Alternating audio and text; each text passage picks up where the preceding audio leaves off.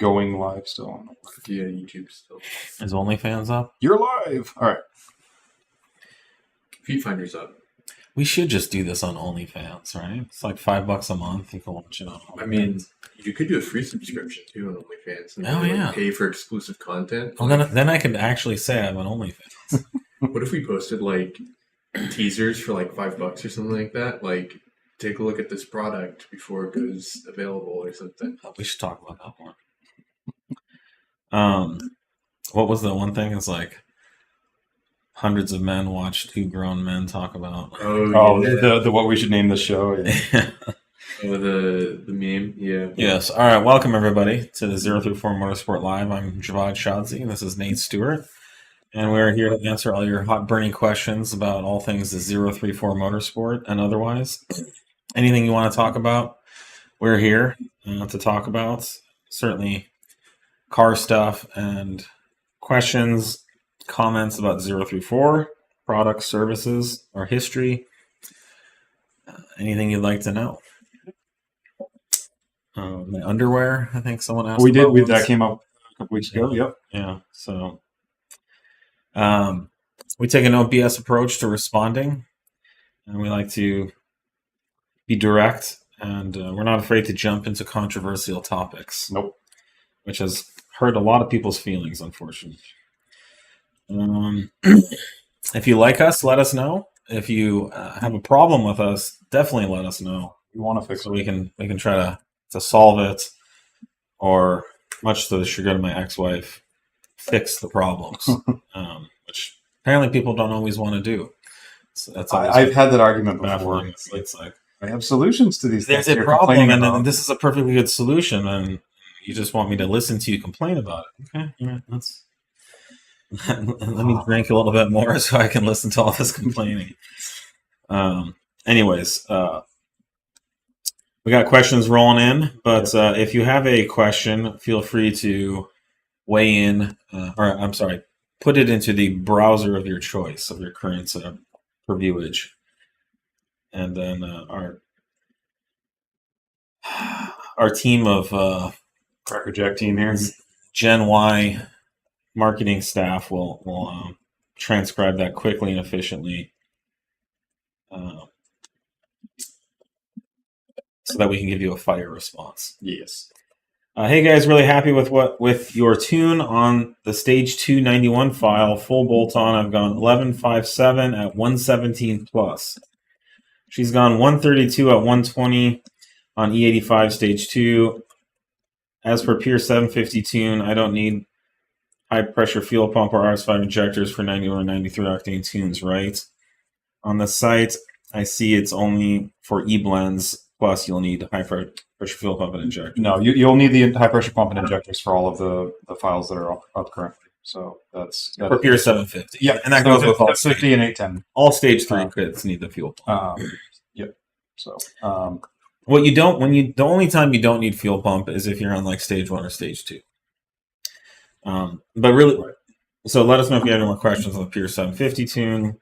Really impressive times. 11.5 on 91 octane. That's ridiculous. I mean, that used to be like a race car, like a drag car could go that fast. Gutted. New stage 1 customer B9 SQ5 and super excited to get started. Welcome and thank you. And we're excited that you're excited. What's the technical reason I can't log my OEM stock file with your software? Support says I must log using the 034 version of stock. I'm not sure your specific case, but we have basically logger patched versions that allow us to use some better basically logging methods and data acquisition stuff. That's not part of the stock logging is pretty limited on these cars. So that is likely what they're informing you of. Yeah. You need to flash the logging patched stock file, and it's a completely bone stock calibration. It just has our additional logging features in there. So a better question is, why can't he log his stock ECU? You can log the stock ECU. I don't know, and I don't know the particulars of this case, but we have definitions that are set up at times that are basically RAM logging. So it's logging the actual data directly from RAM versus just doing like OBD, PID, whatever's available from the OEM logging channels. So without knowing the specifics of this one, what the log files are, the logger calibrations are, I can't answer more than that. But that's probably what that's for. Most of these cars we can do full RAM logging on, and we have a lot more variables. And once you can do RAM logging, you're able to see everything inside the ECU at that point that we need. Yeah. So JHM released a two-piece front rotor for the C7 that is 2 millimeters more narrow than factory, 356 by 32 versus 356 by 34. Thoughts? That's strange. Well, the reason is because JHM isn't going out and having new rotors manufactured like we are. We can make any rotor in any size with any dimension. So if the factory size is what it is, then we can make that. So what JHM is doing is they're going into a catalog of pre-made brake rotor parts, probably like Coleman Racing or something like that, and they're making a rotor, but Coleman Racing only makes 32 millimeter rotors, not 34 millimeter. So they're kind of stuck with that. I wonder what they're doing. I guess the stock pads still work. You got to worry about. It's not the pads that are the problem. It becomes piston extension. Right. The pads will work, but they would work initially until the pad. Your wear limit gets scary. I don't know if they've. Yeah, when you get down to the backing plates, and then you've got some wear in the rotor faces. We would never order a narrower rotor. We would never offer a narrower rotor. That's not a product we would do because, as Nate mentions, the pistons are designed to only extend a certain amount. Even when the pad is gone and it's the backing plate, with the factory size, the brake caliper pistons are still not going to overextend.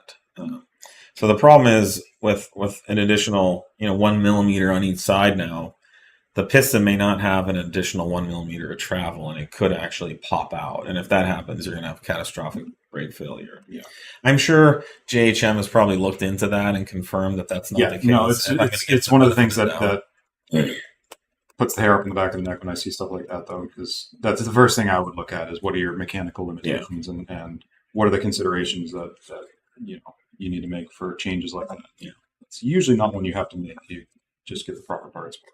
Yeah, I mean, because it's not even like you can't even say it's like a weight savings thing or anything, because you can change the basically your vent sizing and your vent strategy in between the faces of the rotor. Well, you whatever can, you want. You can't if you're just buying. No.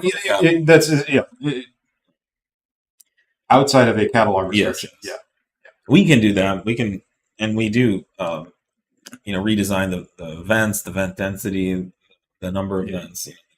Yeah, because it affects cooling, it affects weight, it affects your material structure when it comes up to temp and propensity to warp and all that. Someone's saying that I made the mistake last week of mentioning the B9 SQ5 intake. It turns out it was a different intake, and I was confused. So this is why we don't want to do ETAs, updates, and things like that. But I don't know when the new ETA is, and rest assured, I'm not going to say anything else about it until it's ready to release. Sorry about that.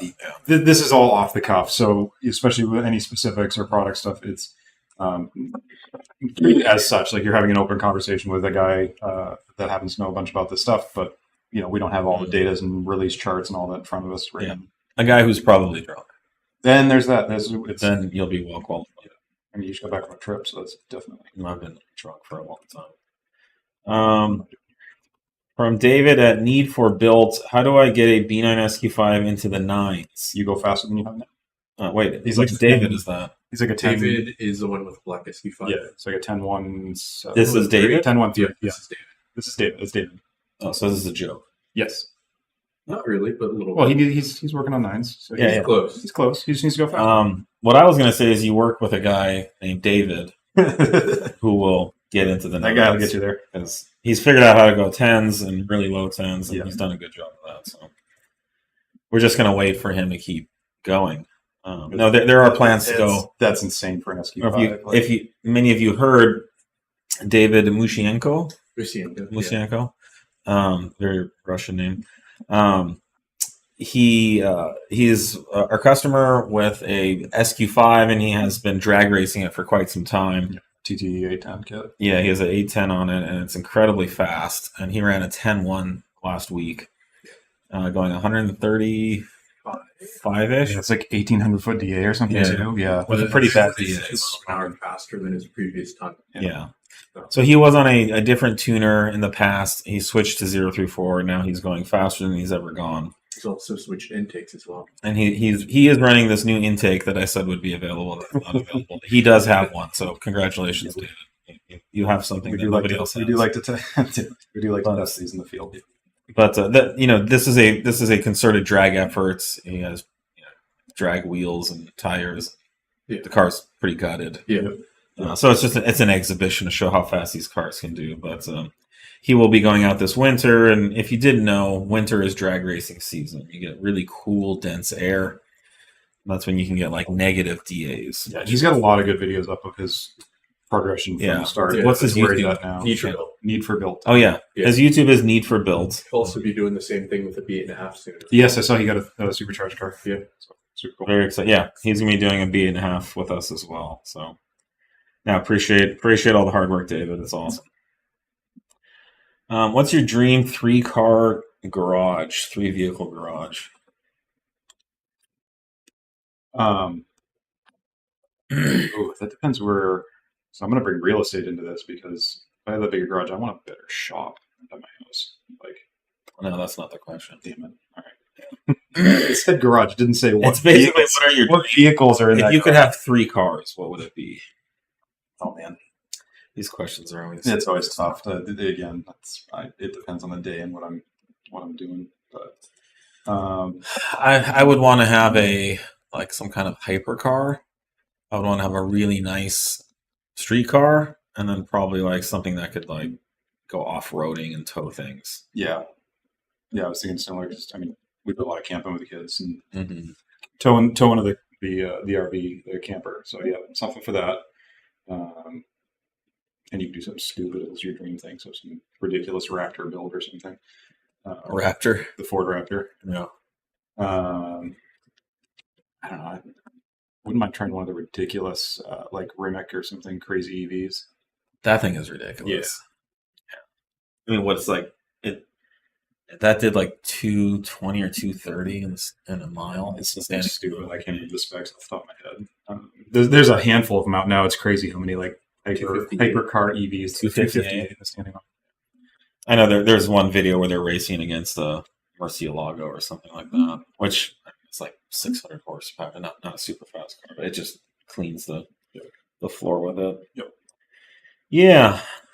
I don't know. Car number 3 would be tough because I keep, for some reason, wanting to go back to something old and silly. Well, I one of my dream cars would be like a Sport Quattro Sure. or like a 959. But if I could only have 3 cars, I don't. Yeah, that's not enough. That's like my 7th or 8th car, not my 3rd. So definitely, I'm at a point in my life where something really fast and comfortable is really attractive. Like a B9 chassis, a really fast B9 S4 is pretty perfect. But even something like an A8 with like 1,000 crazy build, horsepower. like big old Luxo large. Yeah, that would be a fun street car. 4-liter twin turbo going on those. Oh, easily. Spice it up.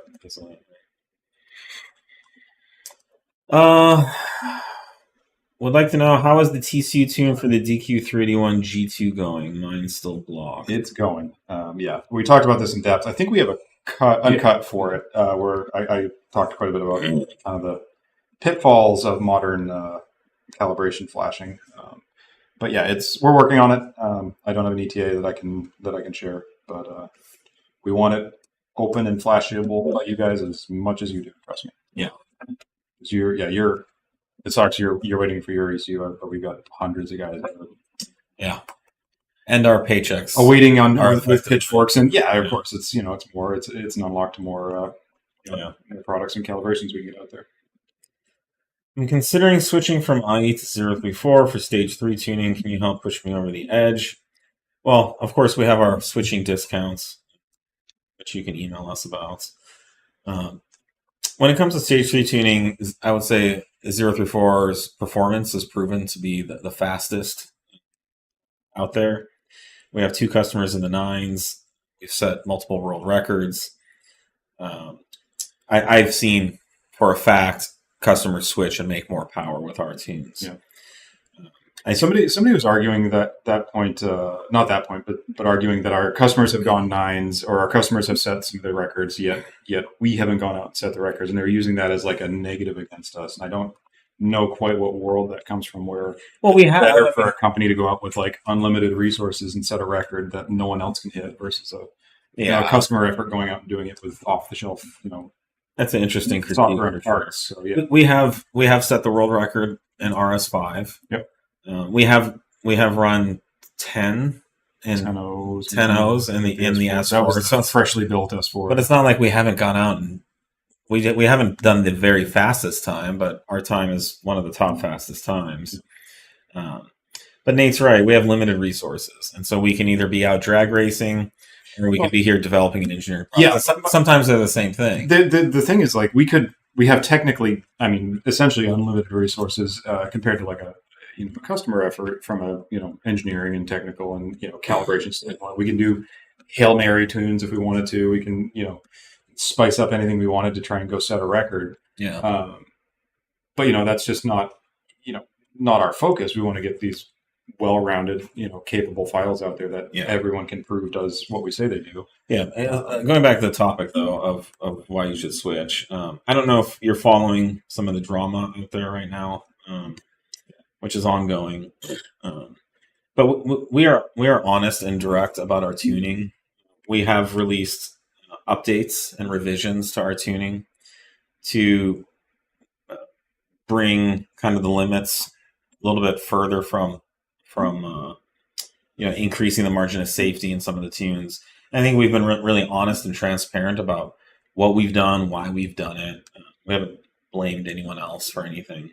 And they're currently taking a lot of criticism, and I think it's well deserved, for blaming Audi and some of the things they're saying, that all they came out recently and said all the failures are related to, and all their engine failures have been under light load tuning. Which has there been any? I haven't been keeping up with it. Has there been any more, like, is it still on radio silent from them?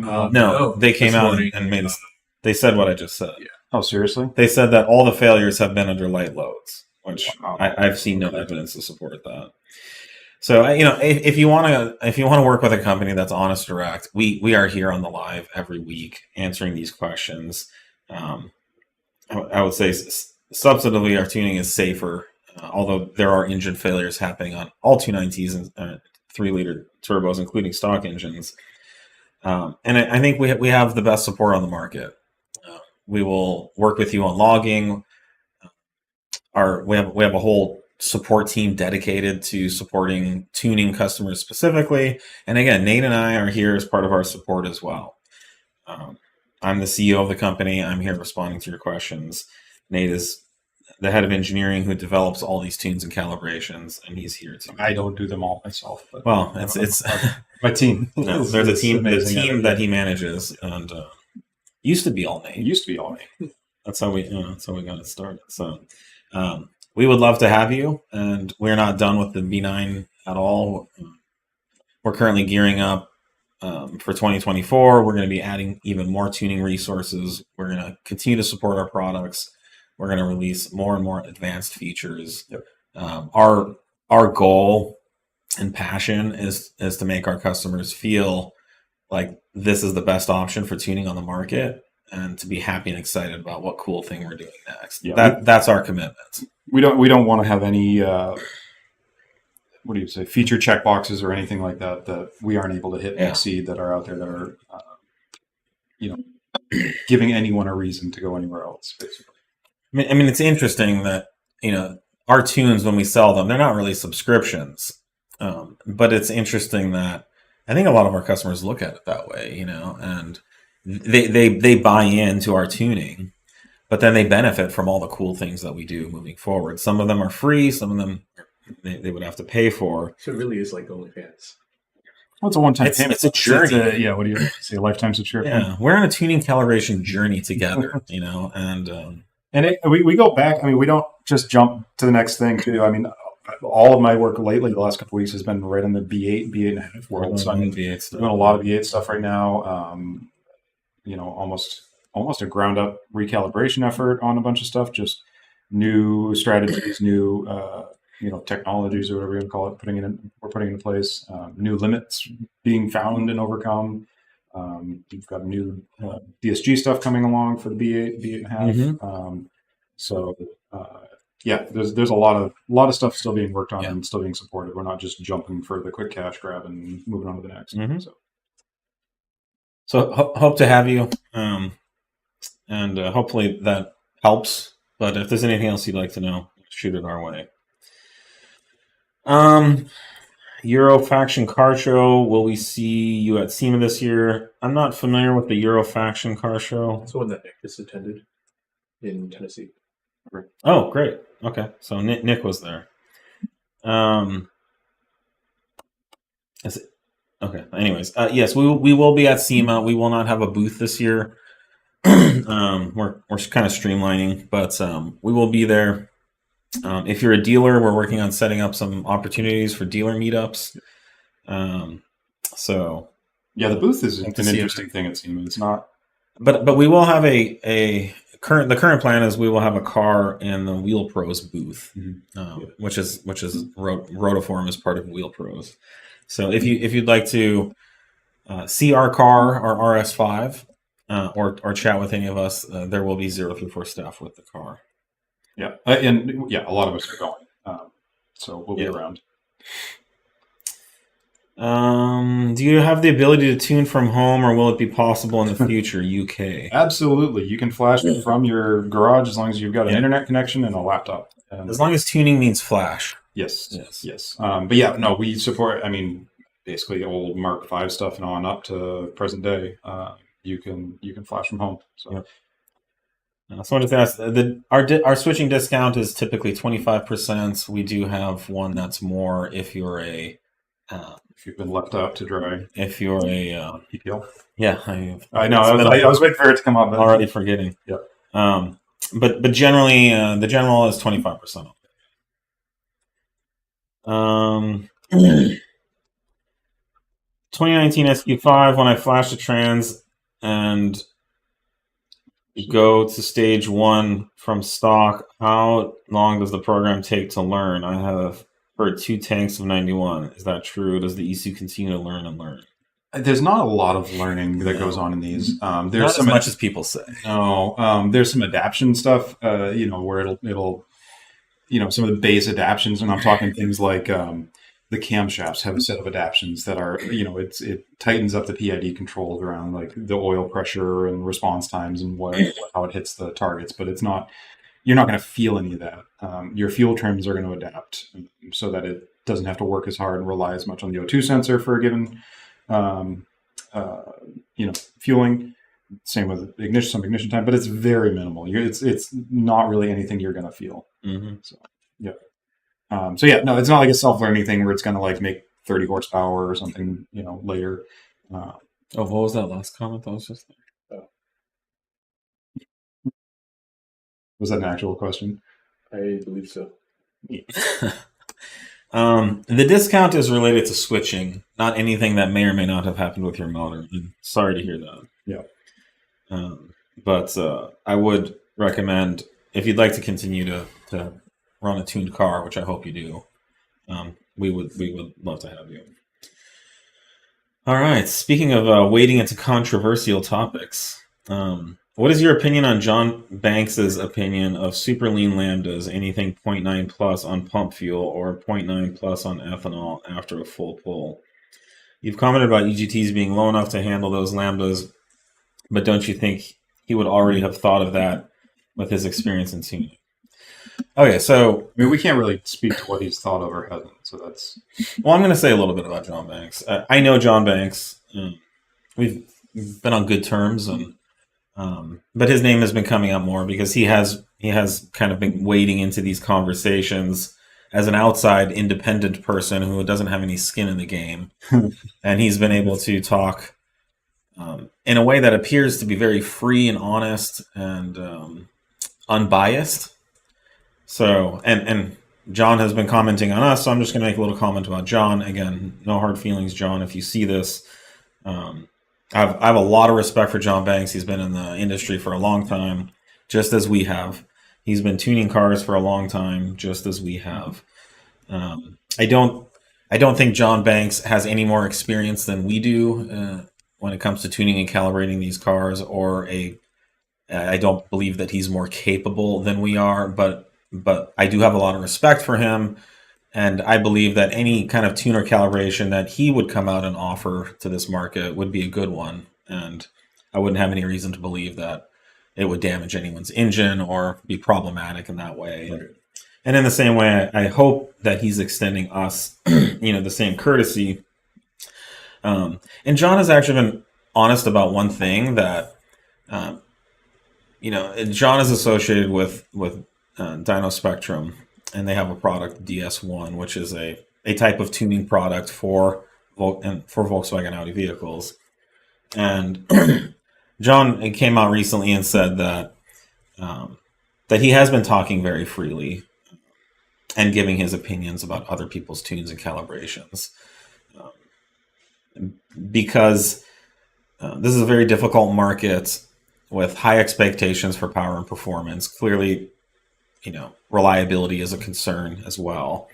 And so they are going to enter the B9 S4 market with their DS1 tuning product, but they will only offer their flasher with a base file that would have to be finished, calibrated fully. He said no canned files at all, so I think it's going to be just you can flash a stock or modified file, but you got to do all the mods. It's basically a base file. The stock file would be the base file. Yeah.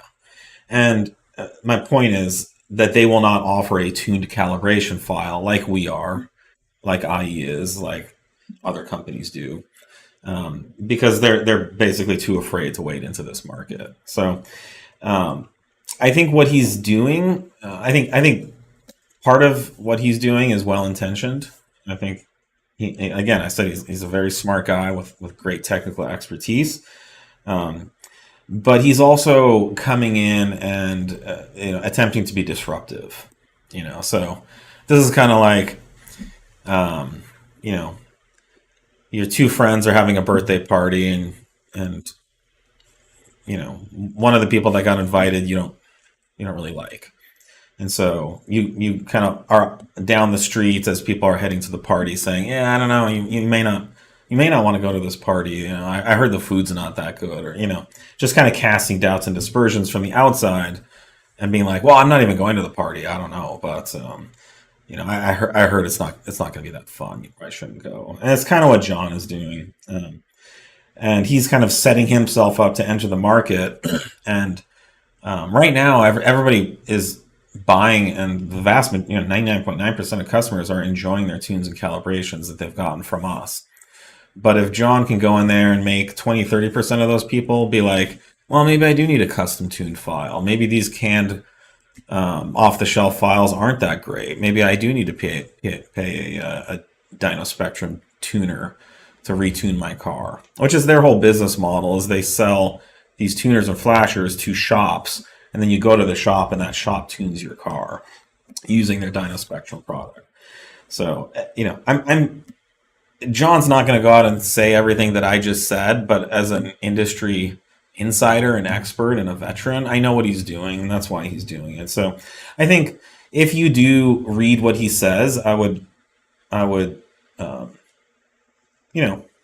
I don't think he's going to say anything blatantly, egregiously wrong, but just know that what he's saying is particularly tinted with this kind of low-key shade at us, which is ultimately he's opening a spot in the market for Dyno Spectrum products to exist in a market that they currently are completely outside of and have no opportunity in. But if he can convince 10-15% of the market to be like, maybe we do need a custom tuned file, maybe 034 doesn't know what they're doing, then now he's got a business hold, and that's why he's doing this. I mean, he's spending a lot of time and energy coming in this, and it's not just out of the goodness of his own heart. I think. I don't think he's over in Ford Raptor groups, reading their logs. Right. And guess what? They have no Ford Raptor product coming out soon. So what I'm saying is true. And again, John, I love you, but you've been talking about us, and I'm talking about you, and I'm just, I just call it like I see it. So When it comes to substantively, let's talk about these lambdas. Yep. 0.9 is not super lean. Factory vehicles now, even GT3 RSs that are making insane specific outputs that were never even thought possible. Almost all factory cars are running a 1.0 lambda under wide open throttle. There are times where they will enrich, again, for safety and things like that. But it is true, if you have very cold EGTs or cool EGTs, you can run a different lambda than when the motor is very hot and the combustion chamber is more volatile.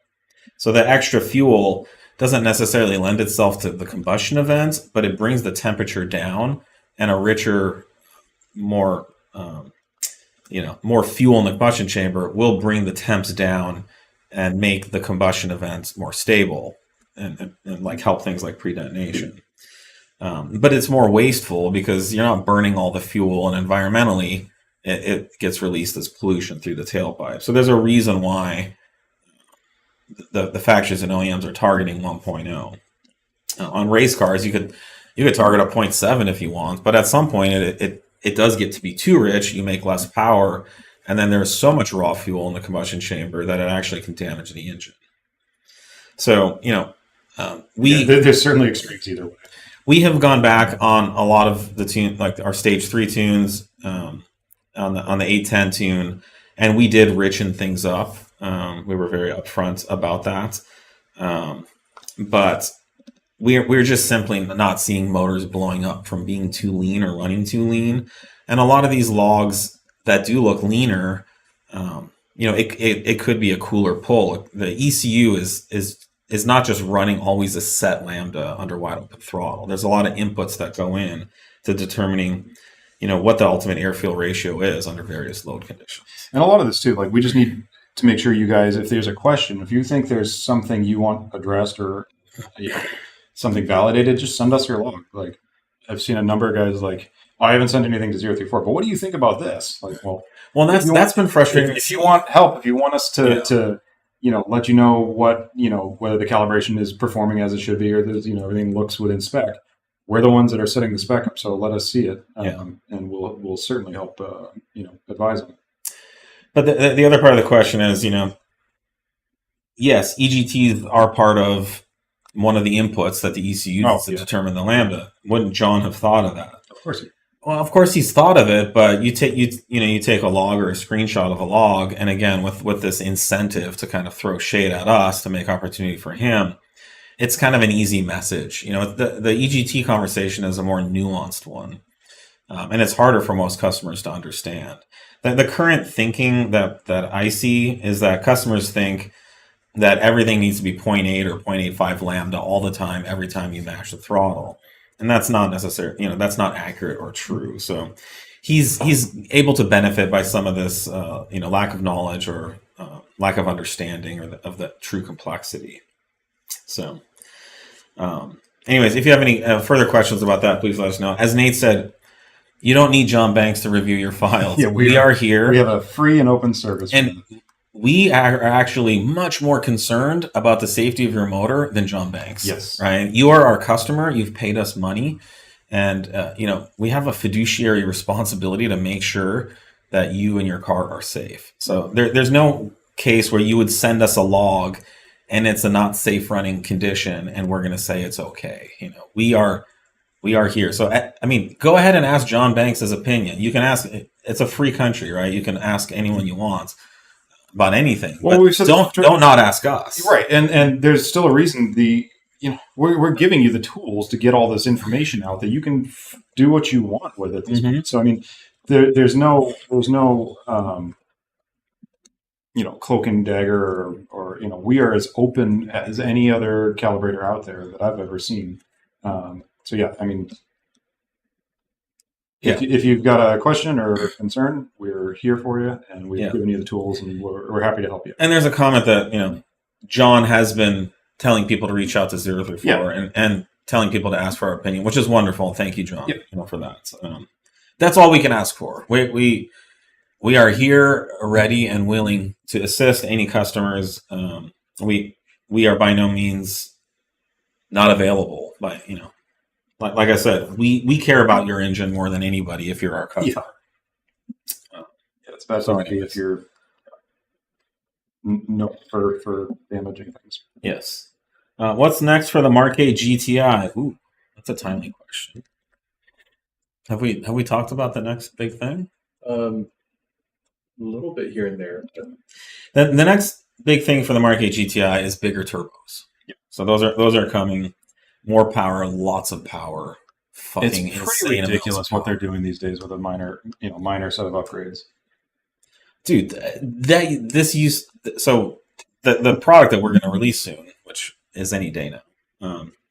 That used to be like GT30R, GT. I was thinking back to the builds we used to do, like with headers and rods and pistons. Like, what do we have? Christian's 180 for the 180 challenge. That was like a 35R, no 30R. That was a 30R. Before that, it had a 28RS. On the 28RS, it would make like 350 wheel, much less than this, and be laggy as hell. Oh, super laggy, not reliable compared to what these are doing. Yeah. And reliability is a whole other thing. So yeah, that's good. Good things coming for the MK8 GTI. Lots more power down the road. Wait, is someone that's saying it takes us 7 or 8 days to review a log? That's not true. We try and get through it a lot quicker than that. I don't know. That's not true. There was one guy in one of the threads that said it had been 7 days and he hadn't heard back from anybody, and there was a reason for it. Yeah. And we had actually been conversing with him. Is this the same guy? I'm not sure. Typically, customer service does their initial review, and we'll send it off to the calibrator for a double check. Yeah. So we've got a couple of levels. Like we have our customer service. We've set up a bunch of tools and whatnot, so that they can go through and essentially health check and review the logs with a lot of baseline information from what does a good log look like, what are we looking for, what are the characteristics of the calibrations that we should be keeping an eye on, and if there's anything that's a question there, it will go up the ladder to basically our level 2 tech support, where the actual calibrators will dig in and look, make sure everything is in proper running order. There's something that's so this actually came up because that one day the guy was saying it had been 7 days and he hadn't heard it from anyone. So we looked into it, and most responses were within 2 days. So that's just not true. If that person actually took 7 or 8 days, let's find out who they were and figure out what happened in that one. But that's, as a general statement, that's not true. Will you be calibrating the powermax for the MK8 as well? Yes, that is certainly going to happen. That's a great turbo option for the GTI, and we will definitely be supporting that. Will there be a bigger exhaust housing coming for the TT810 or any bigger turbos from Pure? Yes, on all that. So there's more. The B9 3.0T market is thriving. It's like the spring rains on the African savannah. Life is blossoming and blooming, and there's lots going on. Why do no authorized 034 dealer in San Diego install your tune? It's all APR, and I don't want APR. Anything in the LA area. I'm here today. LA area. Go on our dealer locator. Do we really not have anyone in San Diego? Core Motive. I don't know about San Diego. Core Motive's there. Sure. Okay, whoever is asking, please go to our website, go to the bottom of the homepage, click our dealer locator, and you can find who's available virtually anywhere. I don't think there used to be Big Fish Motorsport in San Diego. Yeah. I think we had some dealers down there, but they may have shut down. But we have lots of support in LA, including Core Motive, who's a great. I know Core Motive. It's on our dealer locator, so I don't want to exclude anybody. I'm just off the top of my head.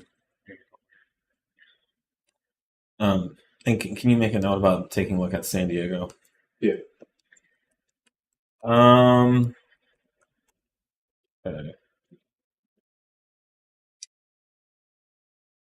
I've seen blue smoke from my tailpipe. Is it because of the racingline catch can?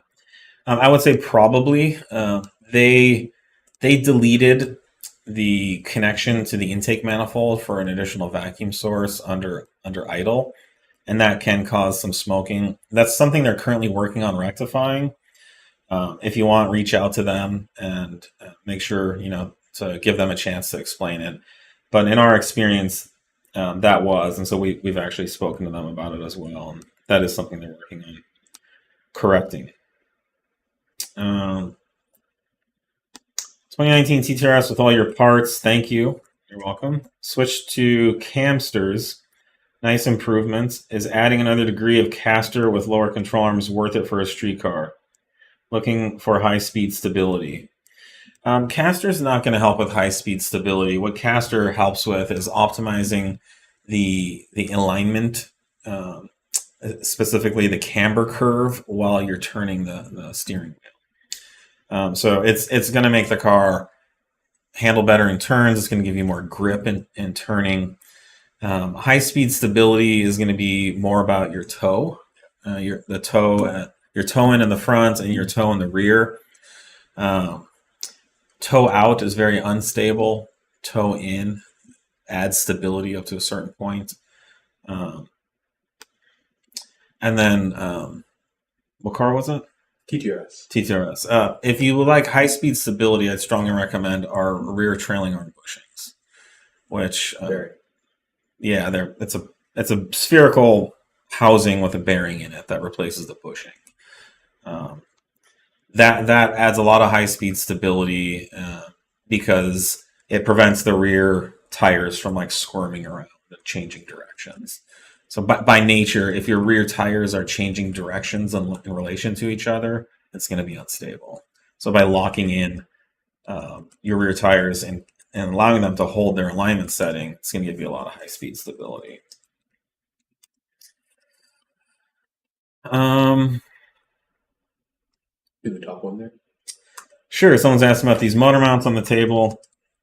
Can you add the info about them? Yes. So I don't miss anything. Is Pure 750 a daily drivable turbo and something reliable in the long term?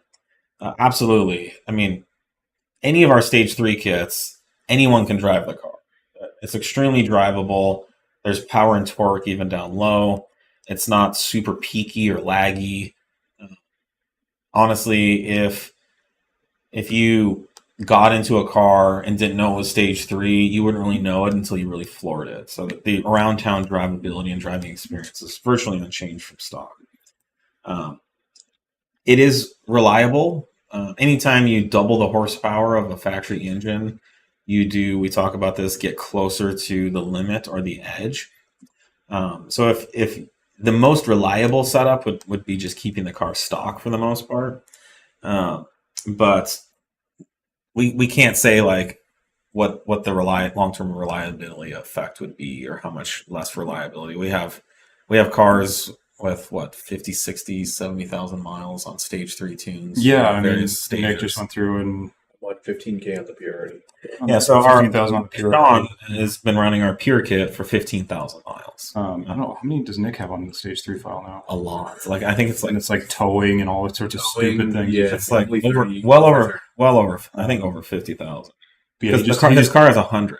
He just did a health check on it and 0 leak down. Everything looked great. Yeah, we did plugs look leak great. down test on it. It was perfect. And these cars get abused because they're used for development. Yes, the SQ5 has been cracked a number of times. Yeah. It's like drag raised. So I cracked. I mean, like road wars. toe cap. It's towed up and over. Yeah, Sierras and yep. But you know, as always, the harder you push it, the more time you're on wide open throttle. You know, if you have an injector that's a little clogged, it could cause a reliability event. You know, so you want to stay on top of the maintenance, and you know, just be. You're going to need to be more in touch with what the car is doing. If you just want to like put gas and drive, you know, a stock car is going to be the best thing for that. And even those you still have to maintain.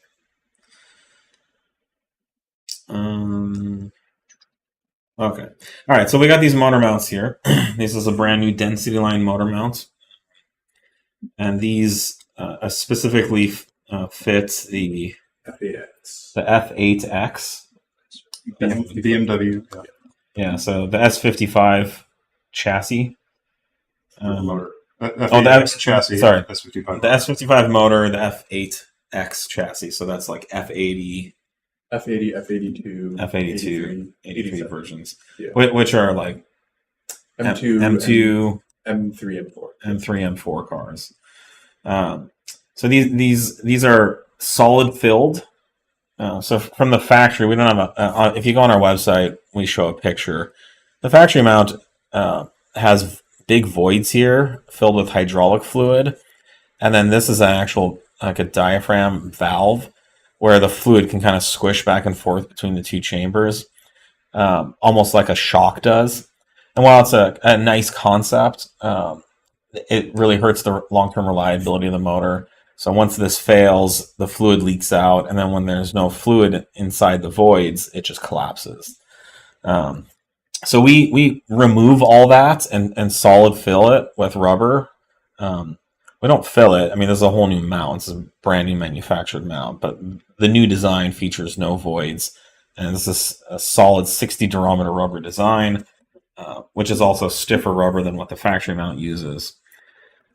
These add minimal to no NVH under normal driving conditions, but you will possibly notice a little NVH increase at idle, and that's pretty typical. Motors are typically run pretty rough. The vibrations are higher at idle than at higher RPMs, and the mount doesn't do as good of a job of absorbing those vibrations at idle. However, it's all for a reason, which gives you a stiffer, more solid connection to the drivetrain, faster throttle response, faster transfer of power and torque to the wheels. So for a more precise driving experience. These are complete drop-in factory replacements, direct replacement for stock. They look from the outside just like factory mounts. Ours have 034 branding on them and the part number, but the inside is where there's the difference. If you go look at the cutout on our website, you will see the differences there. They are also compatible with BMW Motorsport mount reinforcement inserts, and we're also doing our own line of BMW inserts. BMW makes an aluminum insert that fills in this void on the top here. So yeah, these are in stock, ready to ship. If you have a M2, M3, or M4 with the F55, S55 motor, we'd love for you to try them out. A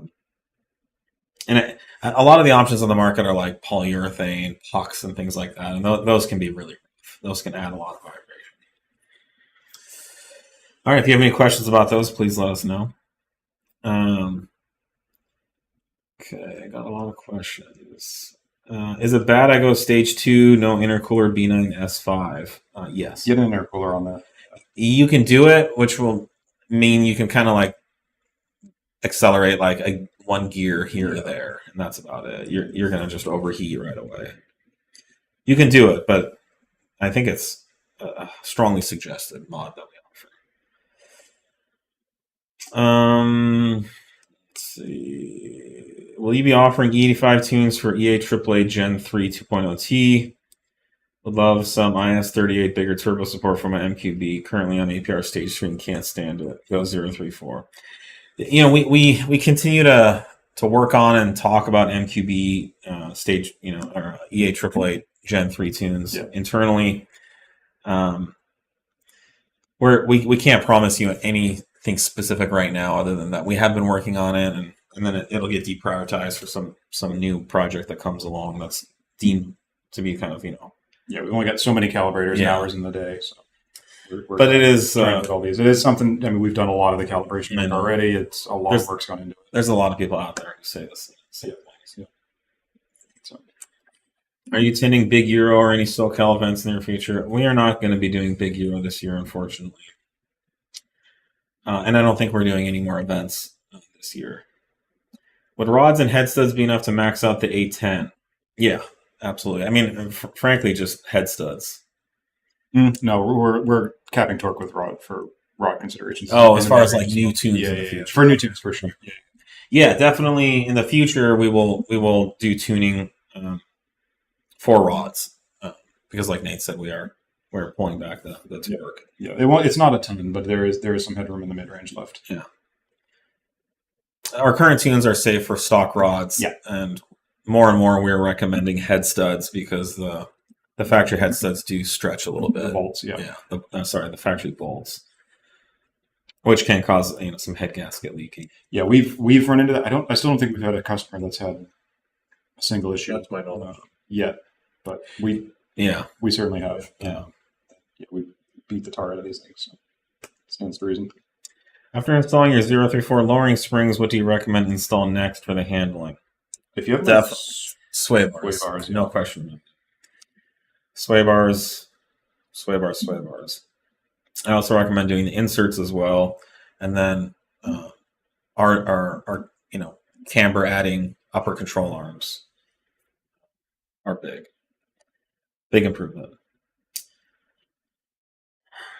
2018 S5 on 034 stage 1 for 12,000 miles. Sent oil sample to Blackstone Labs and excited to report the engine as healthy as can be at 52,000 miles. Way to go, 034. Good to hear. Awesome. Yeah, not surprising, but great to hear as always. With the B9.5s without the TCU, will they expect a big change in 0 to 60 quarter-mile times with the TCU is fully unlocked? Is it also 100% safe to go stage 3 with a TCU patch? Has anyone done it? We're doing some more testing, actually, I think the next day or so with some of the stage 3 configurations with the stock TCU file just for that reason, but I don't have any reason to believe it wouldn't. I mean, it's going to cap the torque. Yeah, you're going to be... No, with a TCU patch file, it doesn't. Oh, okay. So, no, I don't foresee any reason that it would be a problem. We're going to be doing a little more validation on that.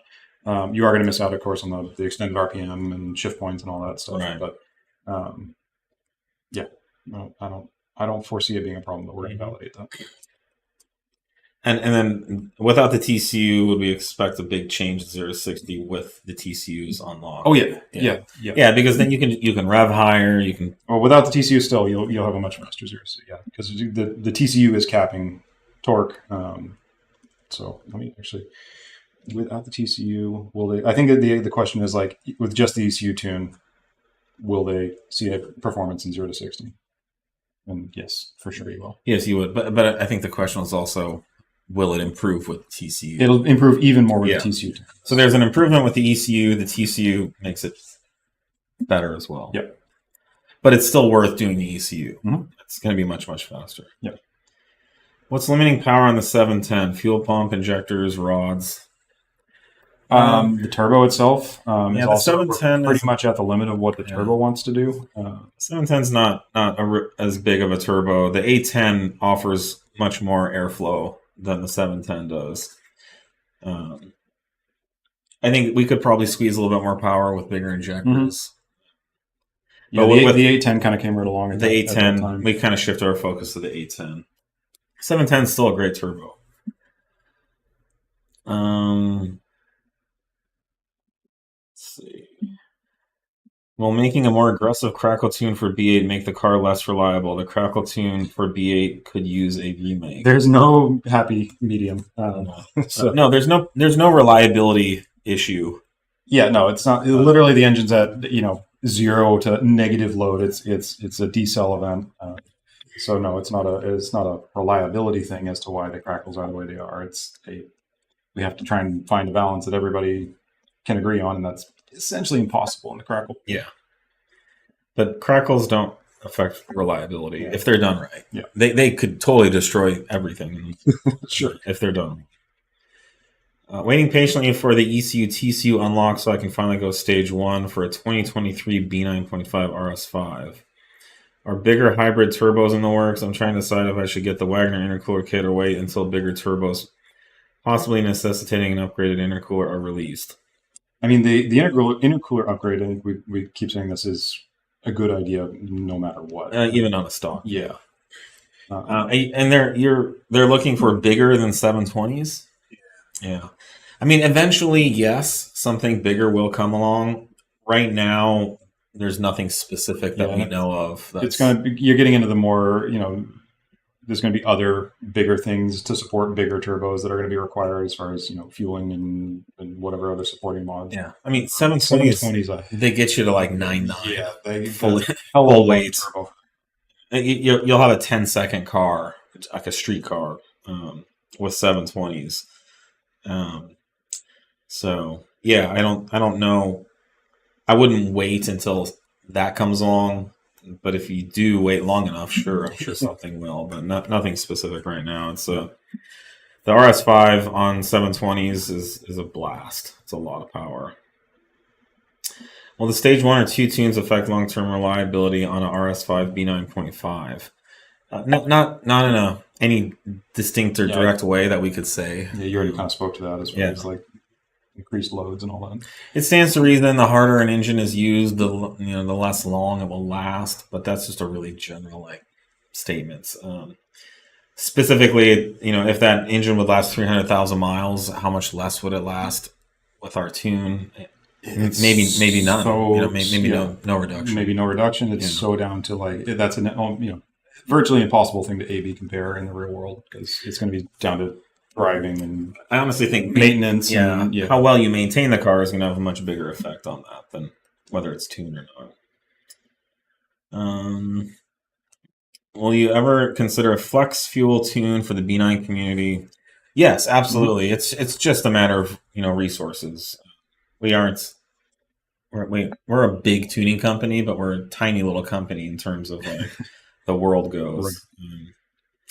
So it's just focusing our time on the most important stuff. I mean, you get the benefits now of all of the ethanol support and being able to just cross flash as needed for whatever fuel you're running. But we do want to make that seamless, and it is on our development list for sure. Mm-hmm. Is there anything new coming for the B9 platform anytime soon? Power-wise, lots of stuff coming. We have a lot of new intakes coming. I just fondled some brand new JE pistons that came in. Those nice. Fully forged JE pistons for the 2.9T or a 3-liter turbo. So there's lots of good stuff coming. Is there a way I can see my datalogs the same way IE has their datalogs on a graph? I have no idea what you're asking there. I've never used the IE logger, but our logger logs literally shows you the graph as you're logging, and you can open the same logs up in the same logger that you just logged with. Ideally, I mean, that tool is designed for you to capture logs to send for review is its primary focus, but you can also review the logs on there. You can get a file open. It literally says open old logs or something like that. And you can open up the old logs, the log definition, so it's laid out the same. So yes, it certainly can be graphically viewed after the fact. When do you guys recommend changing spark plugs on the new MK8 GTIs, and do you recommend stockers or different ones for tuned cars? I haven't done much with the new GTIs. I don't think we have anything recommended outside of normal. Yeah. I think for now we're just using stock spark plugs on everything. And it's been fine. There's been no need for anything different. So as far as how long, I would say if you have a tuned car, I would certainly go sooner than the factory recommendation.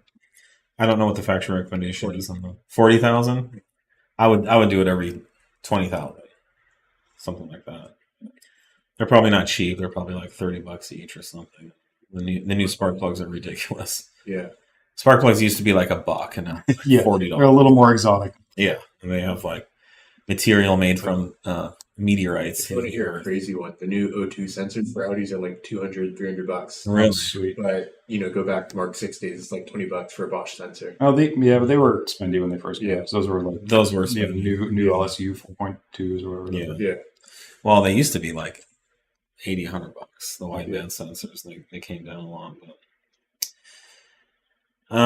if 0-3R tunes the M340i and other B58s, things would heat up even more.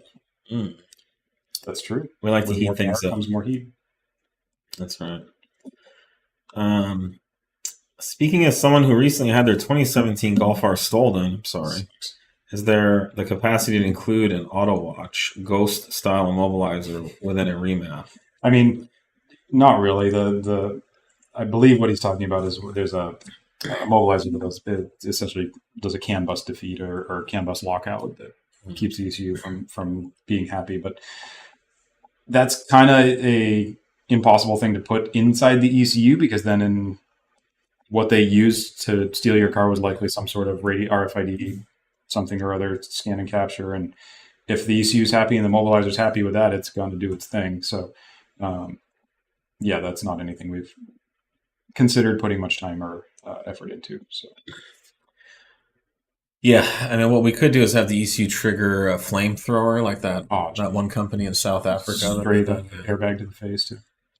I know you just answered the reliability question regarding crackle tunes. Can you speak to running high flow cats on the 0 through 4 crackle tunes? Do you recommend a catless tune if running high flow cat?